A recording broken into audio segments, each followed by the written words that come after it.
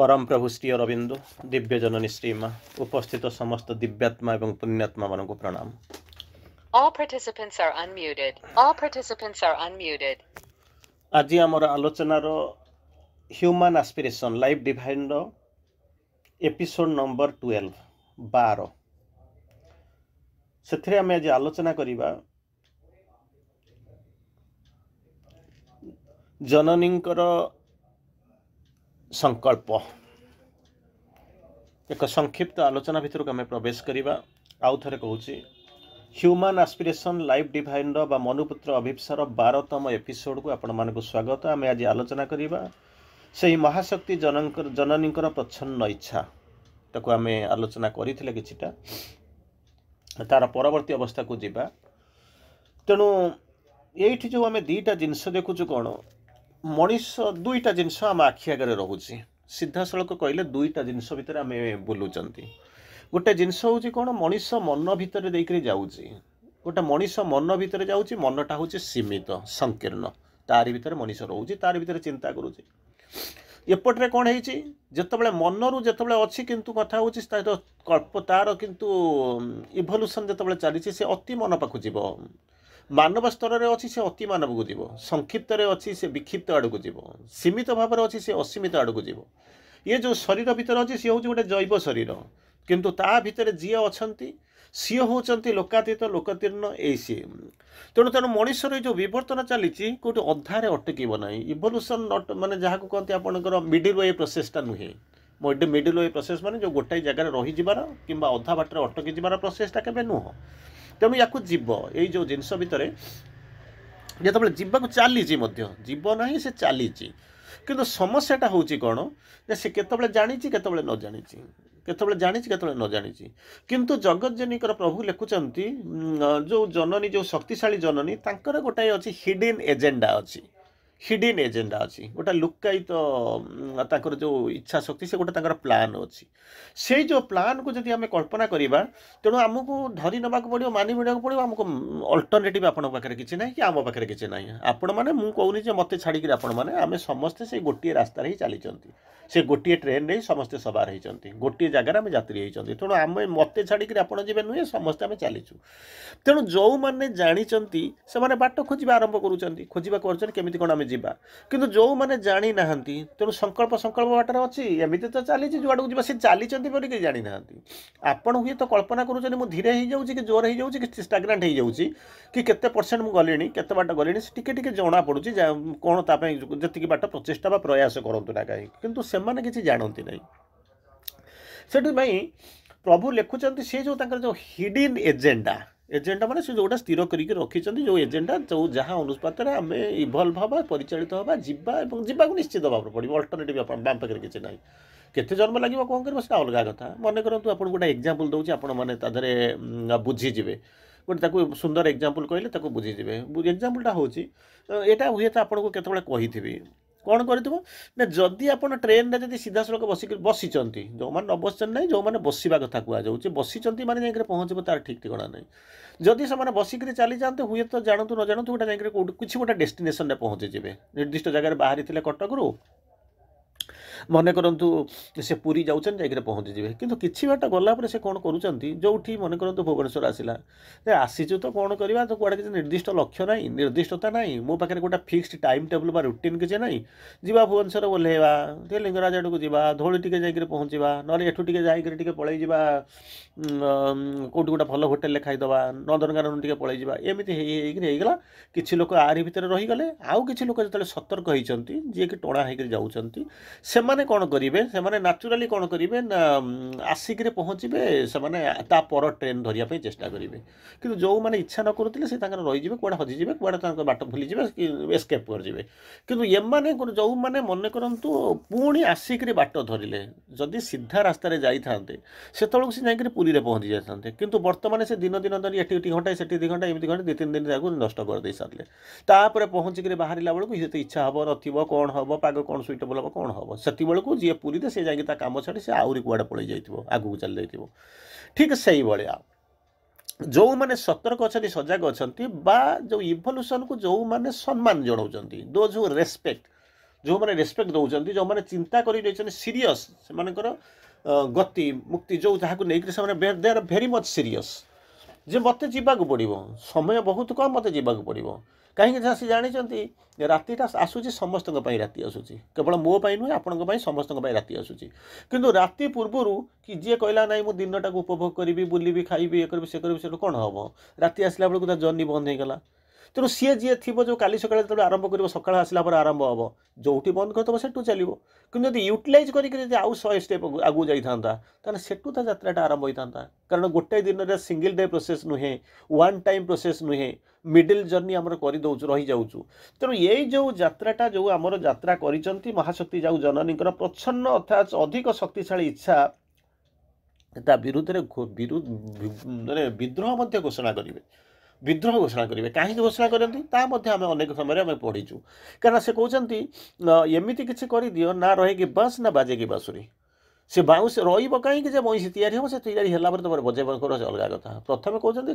जमा से आड़ को आटेनसन दियो नहीं द्वितीय कहते से जमा न आसू तृतीय कहते से आसिक पहुँचो सागर संघर्ष करने अपेक्षा से मूलर न आसिले कौन हो बम मार तो सी उड़ी जाऊ से आकाश सी सियाड़े सियाड़े फेरी जाऊ चतुर्थ जब आसिक पहुँचीगला संघर्ष करूँ विरोध करूँ ये करूँ ये सब जिन करूँ तारी भितर तथापि सी जिते सी शक्तिटा डेस्टिन होगी आसी सूर्यकिरण जो चिंता करी माटी तले छुईबी आकाश माने माटी छुईबी पृथ्वी की छुईबी से सी केवे अटकब ना हुए तो किसी समय यही जिनस हो पारे भसा बादल कला कृष्णकाय बादल तो किसी समय अटकईदब किंतु ताको संपूर्ण भाव में ताको केवे अटक माने ये करें सबुदिन सब अटक किसी समय हुए तो ब्लैक करदे पार अटके चेक करदे पार कि चेक नुहे से आसूसी कि आमको देखा जाऊनी ठीक से भाया से कौन करती ना विद्रोह करेंगे कहते से जो जननी आमको सामूहिक भाव में केवे कि यही सत्यर प्रत्याख्यान करने को देवे ना या जदि आम जो मैंने रिजेक्ट करुँच जो मैंने अपोज करुँच जो मैंने रिभोल्ट करुँच जो मैंने जावाक दौना से संख्या संपूर्ण 100 नुहे से नुहे किसी लोक अच्छा विरोध करुँच किसी लोक अच्छा ग्रुप करके बाहर कर सब जाक नुहे तेणु ये जो कहते कौन एत विरोध करवा विद्रोह करवा ये सब जिनस कि सी सब ठीक अच्छी किंतु शक्तिशाली जननी जो माँ जो शक्ति अच्छी जो जननी जो शक्ति अच्छी जो प्लान अच्छी जो पाखे जो इच्छा शक्ति अच्छी पाखे ये जो केते जन अच्छा सी बहुत नगण्य शक्ति हूँ बहुत सीमित से मैंने चाहिए से किसी करें ना किंतु इनिशियली से बाधा देवे ही देवे कारण सी कौन कहे आम आसीचु सरेंडर करदेवाई आसीचु कि युद्ध हम युद्ध हारे तो सेटा हूँ पर कथा किंतु केबे भी से बिना युद्ध से केबे कौन करेंगे ना सरेंडर करने को जीवे ना तेणु कौन कहते ना ये जो सत्य को प्रत्याख्यान करने माँ देवे भी ना देवे भी ना जदि मन करूँ रामचंद्र जो खबर पाइले रामचंद्र खबर पाई नी स्पाई 2 जन को पठे हनुमान आसिले अंगद आसिले बुली बारिक देखिक कले खबर आसो दूत पठाती कहीं तुम जाओ देखा देखी कर शत्रु पक्षर स्ट्रेंथ केते अच्छी चिंता करके गणिक आसो जमी मन करूँ 2टा जाक सुपर पावर कई क्या सहित लड़े करूना कहीं ये जानी दुर्बलता कौन सी जानी दुर्बलता कौन लड़े देवे अस्त्र शस्त्र बिकिब तुम जा लड़ाई कर से देश लोक मरतु कि सी के सामना हेनी 1971 मसीह युद्ध जो है अमेरिका आसला पाकिस्तान को साहाय्य करने जो पाकिस्तान को साहाय्य कला पूरा मान तार विराट जो जंगी जहाज पठेला सी जो आसिक पहुँचला आक्रमण करने जो आसिक पहुँचुची से कौन कर से जो माने रशियार जहाज सेठी थिला सी भारत को साहाय्य कर पलि आसा अमेरिका कहला सांगे सांगे जहाज बाज धरिक पलैला कहला भाई ए ना से भारत पाकिस्तान युद्ध लागू न मोर कौन दरकार अच्छी छाड़ी देकर पलैला सी जमा के सामना सामनी हे नहीं ये हूँ सत्य तेणु ये जोटा जिनस हूँ कौन ना सी जो सामूहिक भाव में किसी तो विरोध भगवान को जो भगवान को काम हम ताकू तो विरोध रहा कथा किंतु सामूहिक विरोध रही जो दूतटा पठे थे भारत पाकिस्तान होता 4 वर्ष 5 वर्ष पर्यटन टकराटकरी होकर रहिले कि युद्ध कले ना कहीं तार विभिन्न प्रकार कारण अच्छी इकोनॉमिक ग्रोथ अच्छे आजिकल जो युद्ध कर जगह गुंडू माड़ी देवार किसी लाभ ना से कौन कले से आसेस कले जो युद्ध अच्छे एत पैसा खर्च हो बॉर्डर लोक माने लक्ष लक्ष लोक सैनिक आसिक बॉर्डर जगि रही केते पैसा खर्च हो सब जाक हो जो चीन माने चीन प्रेसिडेंट जी अच्छा सी जिनपिंग जो आसी पहुँचला जो सीनियर लीडर बा रिटायर्ड लोक मैंने जो मैंने डाकिले डाकिक गोटे मीटिंग कले कौन करवा युद्ध आरंभ करदे आक्रमण करदे से तुम जमा कर ना जमा सी 1971 मसीहार भारत वर्ष ये जमा नुह କାହିଁକିନା ସେ ଏତେ ଜିନିଷ ରଖିଛି, ସେ କ'ଣ ରଖିଛନ୍ତି ଚାରିଆଡ଼ୁ କିଣିକିରି ଏଇଟା କହିହେବ ନାହିଁ। ସିଏ ତ ଆପଣଙ୍କ ସହିତ ସିଏ ତ ତୁମ ସହିତ ଯୁଦ୍ଧ କରୁ ବି ନାହାନ୍ତି। ତୁମେ ତାଙ୍କ ଜାଗା ମାଡ଼ି ବସିବା ପାଇଁ ତୁମେ ଯାଉଛ ଯୁଦ୍ଧ କରିବା ପାଇଁ, ସିଏ ତ ତୁମ ସହିତ ଯୁଦ୍ଧ କରିବାକୁ ଯାଉନି। ତେଣୁ ତୁମେ କାହିଁକି ଯିବ? ସେ ଏତେ ବର୍ତ୍ତମାନ ସାରା ପୃଥିବୀର ଯନ୍ତ୍ରପାତି ଅସ୍ତ୍ରଶସ୍ତ୍ର ଆଣିକରି ସଜେଇଛି, ତୁମେ ଜାଣିନା, ତୁମେ ପହଞ୍ଚିଲା ମାନେ ଫସିଯିବ। ହାରିଗଲା ମାନେ ତୁମେ ତ ଆମେରିକା ସହିତ ଲଢ଼େଇ କରିବା ପାଇଁ ବାହାରିଛ, ନାଟୋ ସହିତ ଲଢ଼େଇ କରିବାକୁ ବାହାରିଛ, ସେସବୁ ସେ ଭାରତ ସାଙ୍ଗରେ ହାରିଯିବ। ଜମା ସେଠିକି ଯାଅନି।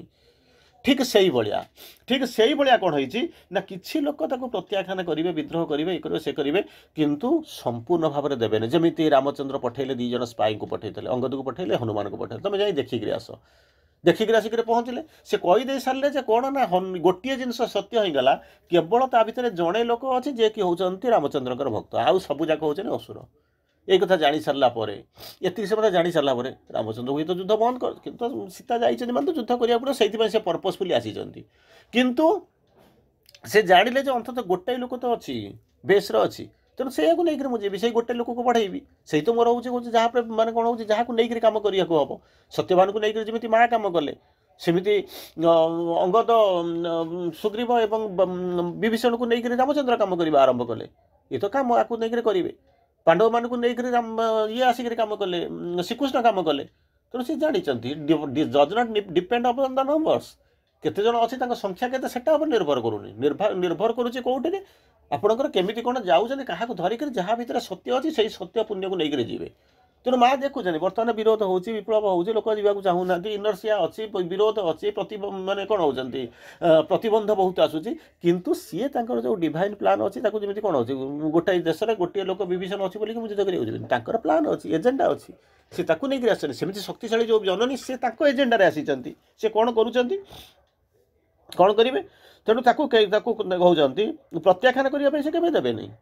ଯେ ୟୁନିଭର୍ସାଲିଟା ପ୍ରପର, ମାନେ ମୁଁ ଯେଉଁଟା ସେ ଡିଭାଇନ୍ଙ୍କର ପ୍ଲାନ୍, ଯେଉଁଟାକି ମାନେ ସୁପିରିୟର ମୋଷ୍ଟ, ସେ ଯେଉଁ ପ୍ଲାନ୍ କରିଛନ୍ତି, ସେ ତ କେବେ ଚାହିଁବେନି ଏଇଟା ବିଫଳ ହେଇଯାଉ, କେବେ ସେଟା ପ୍ରତ୍ୟାଖ୍ୟାତ ହୋଇଯାଉ, କେବେ ଚାହିଁବେ ନାହିଁ।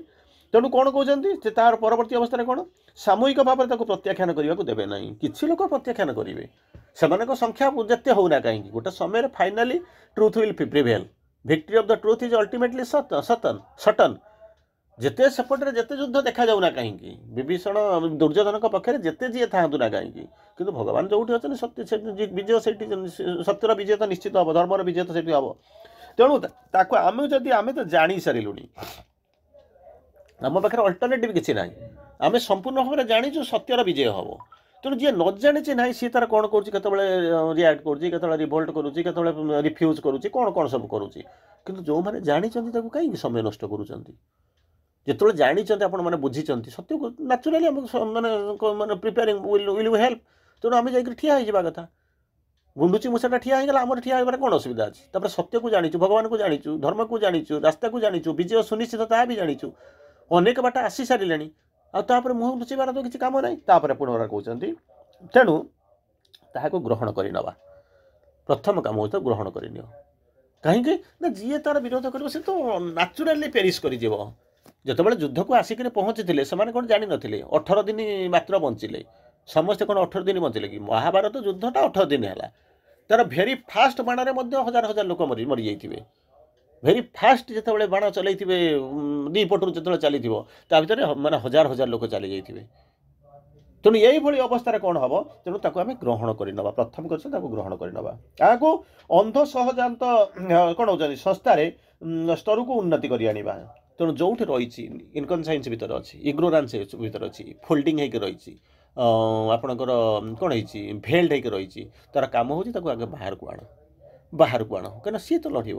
ତେଣୁ ତାକୁ ବାହାର କରିବ, ଅନ୍ଧ ଭିତରେ ରହିବ ନାହିଁ। ତୃତୀୟ ରହୁଛି ଅନିଶ୍ଚୟତା କ୍ଲିଷ୍ଟ ପ୍ରତିରୋଧ ଏବଂ ଅସମ୍ବନ୍ଧ ଆକାଂକ୍ଷାର ସ୍ତରରୁ ଏହାକୁ ପ୍ରଜ୍ଞାନ ସ୍ତରକୁ ନେଇକିରି ଆସ।